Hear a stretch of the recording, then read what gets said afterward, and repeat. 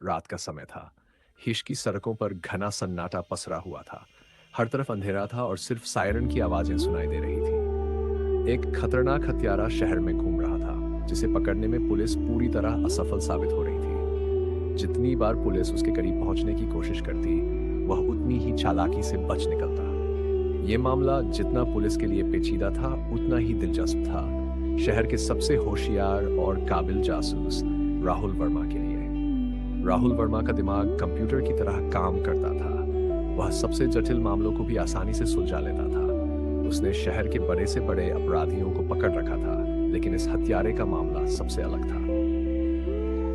अब तक हत्यारे ने 5 लोगों की हत्या कर दी थी, और हर बार वह एक रहस्यमयी सवाल छोड़ जाता था जिसे पुलिस समझने में असमर्थ थी। पुलिस अधिकारी अर्जुन ने राहुल से कहा, हमें तुम्हारी मदद चाहिए। ये हत्यारा हमें खुली चुनौती दे रहा है। अगर हम उसे जल्द नहीं पकड़ पाए तो शहर में दहशत फैल जाएगी। राहुल ने उस सवाल को देखा जो हत्यारे ने छोड़ा था।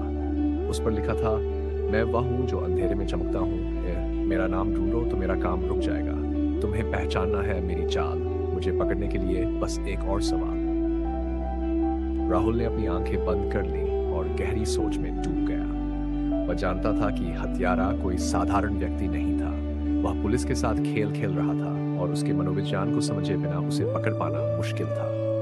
कुछ देर बाद राहुल ने मुस्कुराते हुए कहा, हमें उसकी अगली चाल का इंतजार करना होगा। वह अब हमें एक और संकेत देगा, और इस बार वह अपनी कमजोरी भी उजागर करेगा। राहुल ने अपनी योजना तैयार की। उसने शहर के कोने कोने में पुलिस और मुखबिरों को तैनात कर दिया। वह जानता था कि हत्यारा फिर से हमला करेगा, और इस बार वह उसे पकड़ने के लिए पूरी तरह तैयार था। 2 दिन बाद हत्यारे ने एक और वार किया। इस बार उसने शहर के एक बड़े व्यापारी के घर को निशाना बनाया। हत्या के बाद हत्यारे ने एक और सवाल छोड़ा, 4 दीवारों में मैं कैद हूं, पर मैं चलता फिरता हूं। मेरा अंत मेरे नाम में छिपा है। मुझे जानो तो मुझे पकड़ पाओगे। राहुल ने यह सवाल पढ़ा और तुरंत सोच में पड़ गया। 4 दीवारों में कैद, फिर भी चलता फिरता। राहुल को हत्यारे के पहले सवाल की याद आई, अंधेरे में चमकने का जिक्र। उसने अपनी सोच को केंद्रित किया, और अचानक उसे एहसास हुआ कि यह सवाल किसी व्यक्ति के बारे में नहीं, बल्कि एक वस्तु के बारे में था। वह वस्तु थी कला का संग्रहालय। राहुल ने अपने दल के साथ संग्रहालय का रुख किया। वह जानता था कि हत्यारा अपनी अगली चाल यहाँ ही चलने वाला था। उसने संग्रहालय की पुरानी पेंटिंग्स का अध्ययन किया और एक अधूरे चेहरे वाली पेंटिंग पर नजर डाली। यही वह सुराग था जिसे हत्यारे ने छोड़ा था। वह खुद को अधूरा मानता था और अपने अपराधों के जरिए खुद को पूरा करना चाहता था। राहुल ने संग्रहालय के कैमरों की जांच की और आखिरकार हत्यारे की धुंधली तस्वीर पा ली। वह समझ गया कि हत्यारा कला प्रेमी था और इसी संग्रहालय में काम करता। राहुल ने संग्रहालय में और गहराई से छानबीन की, और अंत में हत्यारे को एक छिपे हुए कमरे में पकड़ लिया। हत्यारे ने हार मानते हुए कहा, तुम सचमुच बहुत होशियार हो राहुल वर्मा। मैंने सोचा था कि कोई मुझे नहीं पकड़ पाएगा।